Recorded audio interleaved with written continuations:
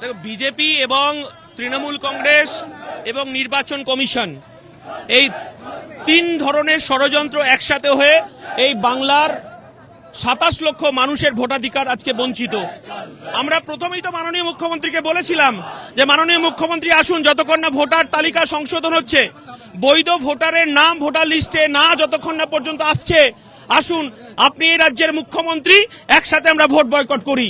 তাহলে আমরা নির্বাচন কমিশনকে আমরা চাপ তৈরি করতে পারতাম, কিন্তু সেদিন মাননীয় মুখ্যমন্ত্রী আমাদের কথা শোনেননি। এবং আমরা মনে করি বিজেপি এবং আরএসএস এর ষড়যন্ত্রে এই রাজ্যটাকে বিজেপির হাতে তুলে দেওয়া হলো, এবং তারপরেও এই 27 লক্ষ মানুষের ভোটাধিকার ভোটার তালিকা থেকে বাদ চলে গেল। এখনো পর্যন্ত নির্বাচন কমিশন শীত ঘুমে আছে। আজকে শীত ঘুম ভাঙানোর জন্য ইন্ডিয়ান সেকুলার ফ্রন্ট আমরা আজকে ডেপুটেশন দিতে যাচ্ছি সিওর কাছে।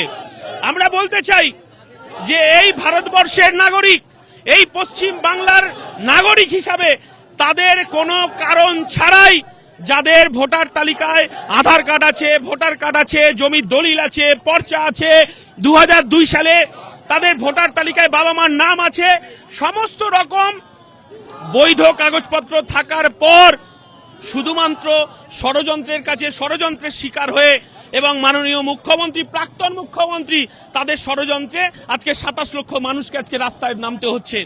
আমরা এর জবাব চাইতে আজকে নির্বাচন পরবর্তী এই প্রথম আমরা রাজপথে নেমেছি। মানুষের গণতান্ত্রিক অধিকার, মানুষের তার ভোটাধিকারের অধিকার ফেরতের দাবিতে আজকে রাজপথে আমরা হাজার হাজার মানুষ রাস্তায় নেমেছি। আমরা হেরে গেছি, ষড়যন্ত্রের কাছে হেরে গেছি, কিন্তু আমরা হারিয়ে যাইনি। সেদিন যেমন তৃণমূলের ষড়যন্ত্রের কাছে আমরা মাথা বিক্রি করিনি, আজকেও ষড়যন্ত্রের পরে বিজেপির হাতে মমতা বন্দ্যোপাধ্যায় ক্ষমতা হস্তান্তর করেছে, ক্ষমতা হস্তান্তর। আমরা আজও মাথা উঁচু করে রাজপথে থাকব, এই বার্তা দেওয়ার জন্য এই রাজপথে আমরা মিছিল করছি। আপনাদেরকে তো বিজেপি দালাল বলছে, আপনারা বিজেপিকে সুবিধা করে দিয়েছেন, বিভিন্ন জায়গায় সিট দিয়ে। এখনো আমাদেরকে বিজেপি দালাল বলবে? আজকে নির্বাচন হচ্ছে ফলতায়, মমতা ব্যানার্জি, অভিষেক ব্যানার্জিকে প্রশ্ন করুন বিজেপির দালালকে। জাহাঙ্গীর খান যে পুষ্পা ঝুঁকেগা নেই, আজকে মাঠ ছেড়ে দিয়ে পালিয়ে গেছে, বিজেপির দালালের তৃণমূল প্রমাণ করে দিয়েছে আজকে। তারপরেও আপনারা বলবেন যে বিজেপির দালাল আমরা?